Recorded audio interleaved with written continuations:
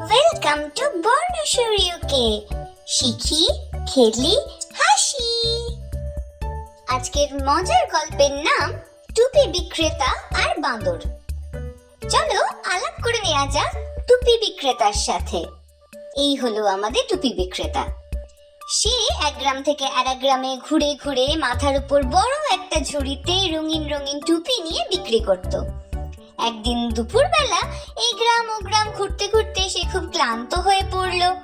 সে একটা বড় গাছ দেখে ভাবলো এখানে একটু বিশ্রাম নিয়ে নেওয়া যাক। সে ঝুড়িটা নামিয়ে রেখে গাছের নিচে বসলো আর অল্প সময়ের মধ্যেই ঘুমিয়ে পড়লো। কিছুক্ষণ পরে তার যখন ঘুম ভাঙলো, সে দেখলো পুরো ঝুড়িটা খালি, একটাও টুপি নেই তাতে।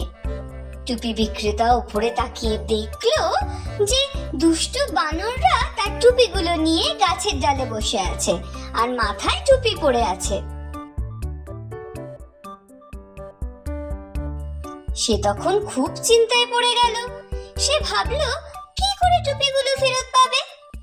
হঠাৎ তার মাথায় এলো একটা বুদ্ধি। সে জানতো বাঁদররা মানুষকে নকল করতে খুব ভালোবাসে। সে তখন নিজের মাথায় টুপিটা খুললো আর সেটা ছুঁড়ে দিল। তারপর কি হলো জানো? বাঁদররাও তাকে দেখা দেখি তাকে নকল করে তাদের নিজের টুপিগুলো খুলে ছুঁড়ে ফেললো। টুপি বিক্রেতা তাড়াতাড়ি তখন সব টুপিগুলো কুড়িয়ে নিয়ে ঝুড়িতে ভরে নিল আর খুশি মনে সেখান থেকে চলে গেল। কি বন্ধুরা, গল্পটা কেমন লাগলো?